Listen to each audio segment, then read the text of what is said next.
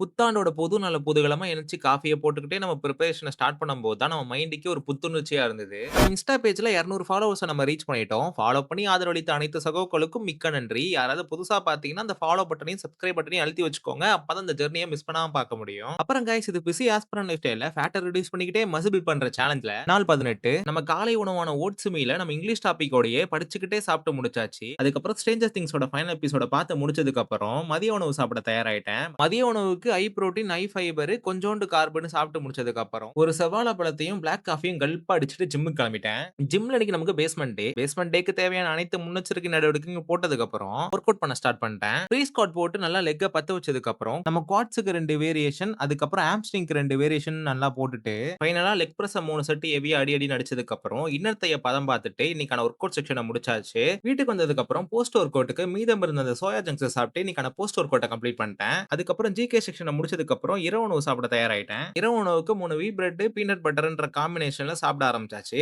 Peanut பட்டர்ன்ட்டு ஏதோ ஒரு கலர்ல இருக்குன்னு பார்க்காதீங்க. இது சாக்லேட் ஃபிளேவர். அப்புறம் 100 கிராம் புரோட்டீன நம்ம ஃபுட்ல இருந்து மட்டுமே இன்னைக்கு நம்ம கன்சியூம் பண்ணியிருக்கோம். நம்மளோட புரோட்டீன் கோல் 125 இருந்தாலுமே அதுல ஒரு 90% இன்னைக்கு நம்ம கவர் பண்ணியாச்சு. மீண்டும் நாளை ஒரு புதிய நாள்ல புதிய வீடியோல உங்கள சந்திக்கிறேன் கைஸ். பாய்.